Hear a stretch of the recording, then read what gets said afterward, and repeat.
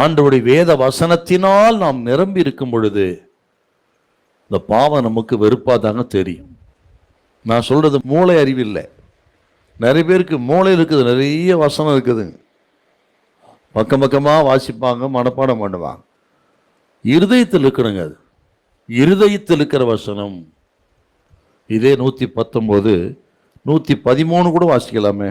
113 வீண் சிந்தனைகளை நான் வெறுத்து, வீண் சிந்தனைகளை நான் வெறுத்து உமது வேதத்தில் பிரியப்படுகிறேன். பார்த்தீங்களா? அதாங்க இருதயத்தை சுத்தம்ன்றது.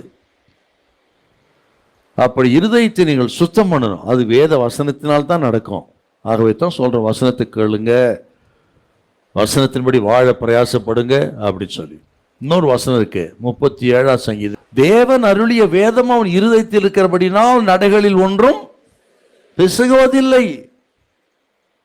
அப்போ வசனம் நம் இருதயத்தில் இருந்தால் நமது நடைகள் பிசகாது. சங்கீதம் 37:31.